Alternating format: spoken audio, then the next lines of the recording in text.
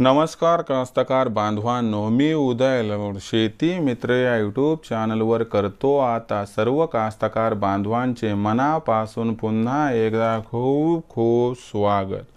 कास्तकार बांधवांनो, thumbnail पाहितलं, title वाचलं हो मित्रांनो, सामान्य कास्तकार बांधवांच्या मनातील सध्याच्या कंडिशनचा सर्वात महत्त्वाचा सवाल की देशांतर्गत बाजारामध्ये आता कधी करावी या ठिकाणी सोयाबीनची विक्री, ज्याच्यामुळे सामान्य सोयाबीन उत्पादक कास्तकार बांधवांचा या ठिकाणी होणार आता 100% फायदा।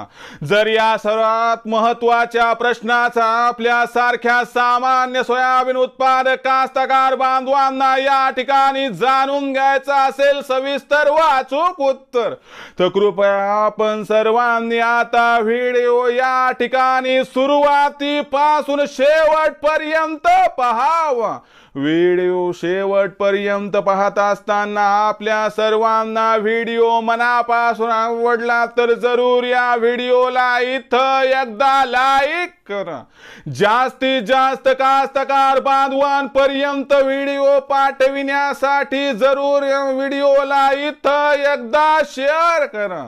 सबस्क्राइब करून जरूर नोटिफिकेशन बेल ऑल करा, याच्यामुळे येणारा प्रत्येक व्हिडिओ हा आपल्या सर्वांना या ठिकाणी सतत मिळत राहतो।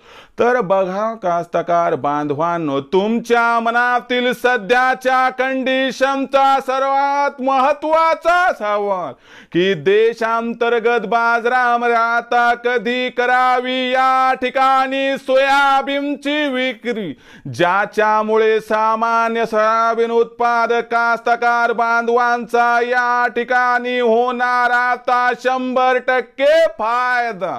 जर या सर्वात महत्त्वाच्या प्रश्नाचा आपल्या सारख्या सामान्य सोयाबीन उत्पादक कास्तकार बांधवांना या ठिकाणी जाणून घ्यायचं असेल उत्तर, तर कृपया आपण सर्वांनी या ठिकाणी हा संपूर्ण व्हिडिओ शेवटपर्यंत पाहावा, हीच आपल्या सर्वांना कळकळीची विनंती। मी जेव्हा वेळेस तुम्हाला म्हटलं की सोयाबीनची विक्री कधी करावी की ज्याच्यामुळे आपला होणार फायदा, अशा परिस्थितीमध्ये तुम्हाला फार राग आला असेल की बाबा आजच्या कंडिशनला बघितलं तर आमचा जो साधारणतः खर्च आहे तो प्रति क्विंटल 4,500 पर्यंत गेलाय। आजचा असणारा बाजार भाव 3,500 पासून सुरू होतोय आणि तो 4,000 पर्यंत पोहोचतोय, म्हणजे आमचा तर खर्च पण निघत नाही, मेहनतीचं तर सोडून दे बाबा। पण एवढं सांग की सरकार तर हमी भावावरती परत सोयाबीनची खरेदी सुरू करणार नाही। मग सोयाबीनचं भविष्य तरी कसं आहे आणि कधी विकायला पाहिजे की ज्याच्यामुळे कमीत कमी फायद्याची तर आशा आम्ही सोडूनच दिली, पण आमचं कमीत कमी नुकसान तरी होणार नाही। तर बघा मित्रांनो, इथून पुढचा विचार केला तर आंतरराष्ट्रीय बाजारात ब्राझील आणि अर्जेंटिनाची सोयाबीन विक्री सुरू होईल, याच्यामुळे पुढील 3-4 महिने आंतरराष्ट्रीय सोयाबीनचा बाजारभाव दबावत आणि याच्यामुळे देशातील सोयाबीनच्या बाजारभावाला सुद्धा ग्रहण लागणार, जे ग्रहण आधीच या ठिकाणी सुरू आहे। याच्यामुळे सोयाबीनचा बाजारभाव वाढण्याची शक्यता सुतराम नाही आणि याच्यामुळे एकच गोष्ट लक्षात घ्या की सरकार हमी भावावरती परत एकदा सोयाबीनची खरेदी सुरू करणारच नाही। आणि त्याचबरोबर दुसरी महत्त्वाची गोष्ट लक्षात घ्या की आंतरराष्ट्रीय बाजारातून कसल्याही प्रकारचा सकारात्मक ओघ देशात येणार नाही। याच्यामुळे सोयाबीनचा बाजारभाव नजीकच्या भविष्यात सोडून द्या, पण 3-4 महिन्यात सुद्धा वाढणार नाही।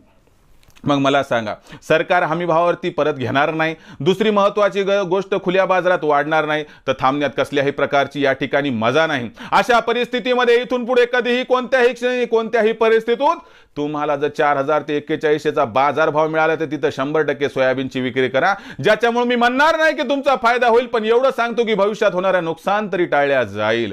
म्हणून लक्षात घ्या मित्रांनो, ज्या गोष्टीत जास्त आशा नाही त्या गोष्टीमध्ये जास्त काळ थांबून स्वतःचं नुकसान करून घेण्यापेक्षा जर आपण 4,000 ते 4100च्या भावावर सध्याच्या कंडिशनला सोयाबीनची विक्री केली तर मला वाटते कुठं ना कुठं आपलं नुकसान तरी टाळण्यात आपल्याला यश संपादन करता येईल। पण एक गोष्ट लक्षात ठेवा, आशा सोडू नका।